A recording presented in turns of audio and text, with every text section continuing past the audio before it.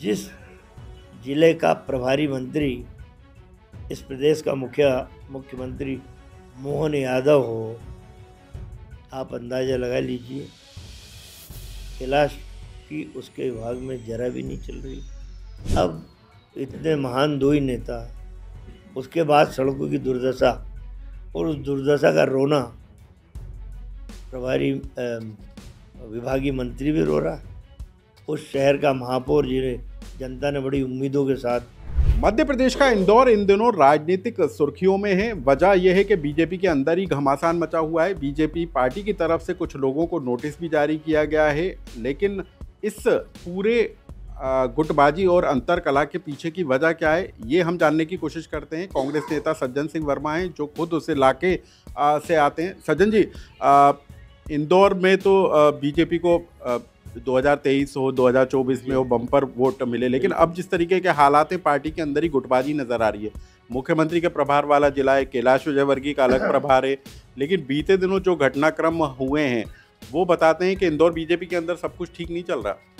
देखिए, 2023 और 2024 के लोकसभा चुनाव के बाद इंदौर की जनता अपने आप को ठगा हुआ महसूस कर रही है।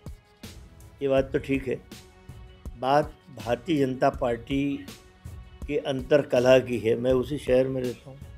बीजेपी कांग्रेस सभी दलों से मेरे नेताओं से अच्छे संबंध हैं। इस समय भारतीय जनता पार्टी में जितनी अंतर कलह है, फुटबॉल है, वो शायद मध्य प्रदेश में किसी शहर में नहीं है। अभी कार्यकारिणी उनकी गठित होती है शहर और ज़िले की भाजपा की। सैकड़ों कार्यकर्ता भाजपा कार्यालय पर जाके तोड़ फोड़ करते हैं, एक दूसरे के खिलाफ नारेबाजी करते हैं।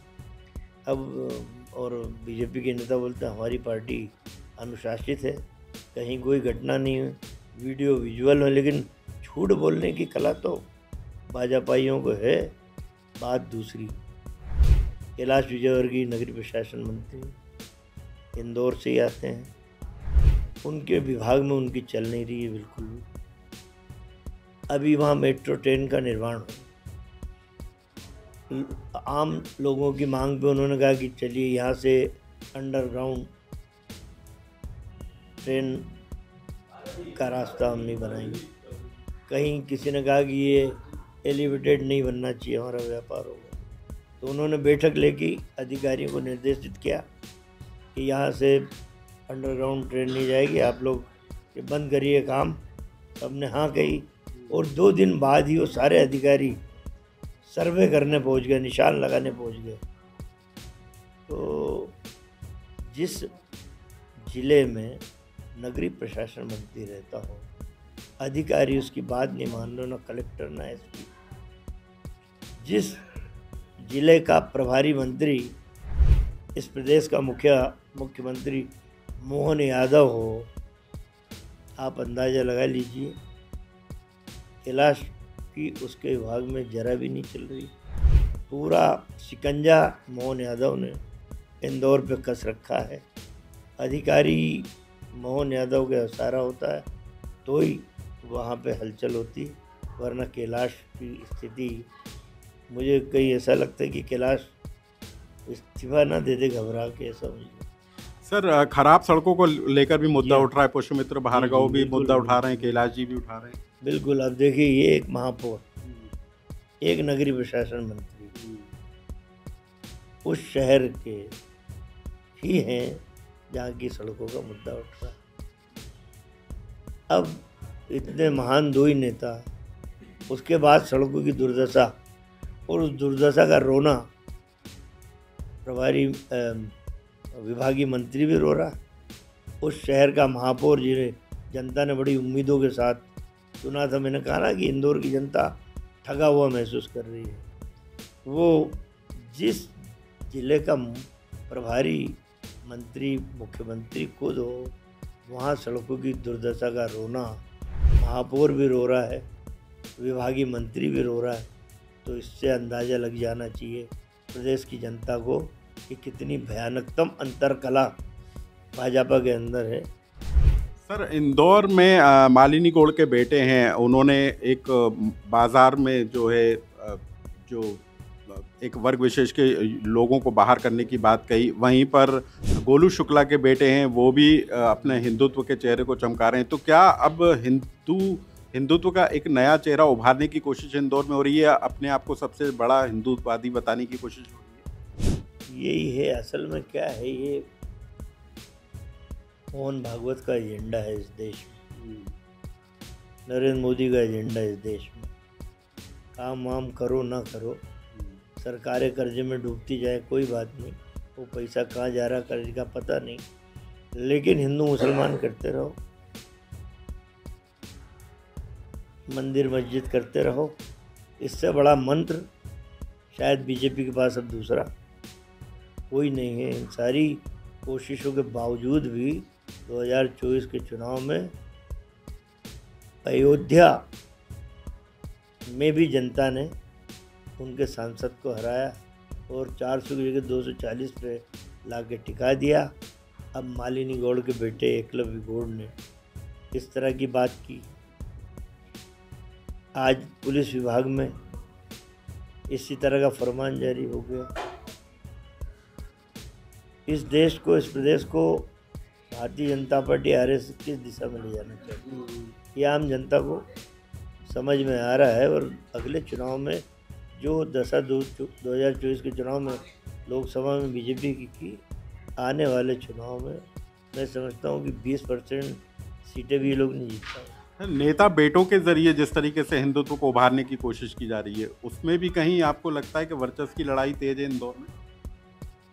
अब वही है, कौन कितना बड़ा सनातनी है, कौन कितना भगवा ओढ़ के चल रहा है।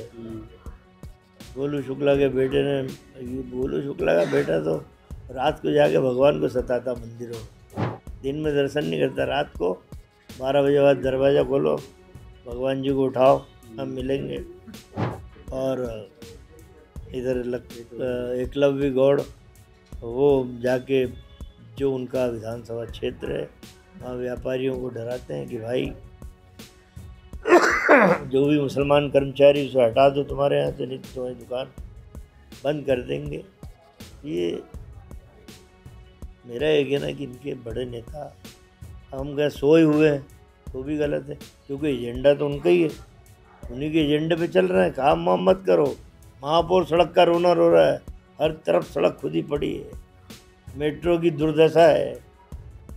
बस भगवा की बात करो, जिंदा रहो।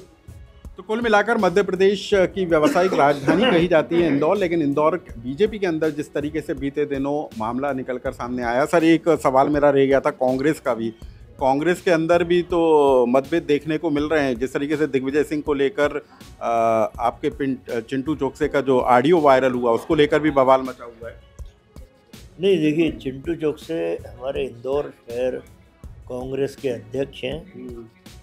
तो जब ऑडियो वायरल हुआ उसके बाद उनकी सफाई आ गई थी कि ये फेक ऑडियो है, मेरे द्वारा कही हुई बातें नहीं हैं। लेकिन दिग्विजय सिंह के पहुंचने पर तो एतराज जताया था चिंटू। नहीं, मैं बता रहा हूँ, वही बता रहा हूँ। जबकि चिंटू चोकसे दिग्विजय सिंह के कट्टर फॉलोअर हैं, इसलिए ऐसी बात वो कहेंगे कोई सोच भी नहीं सकता। बात एतराज़ उठाने की है।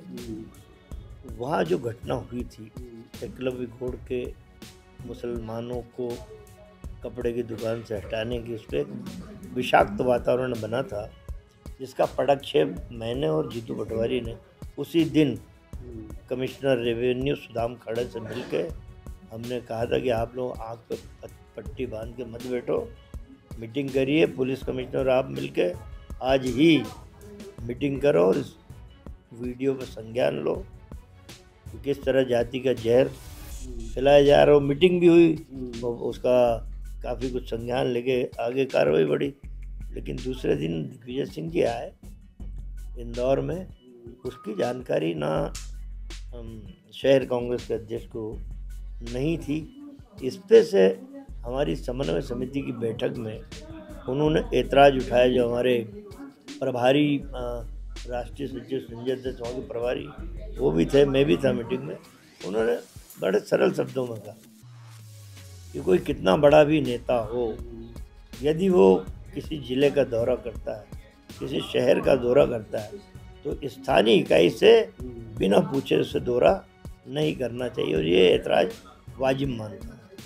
तो कुल मिलाकर मध्य प्रदेश का इंदौर इस समय राजनीति का बड़ा अखाड़ा बना हुआ है। बीजेपी के अंदर की गुटबाजी निकलकर सामने आ रही है, तो कांग्रेस में भी कुछ कम जो घटनाएं नहीं घट रही हैं। लोकमत के लिए भोपाल से अनुराग श्रीवास्तव।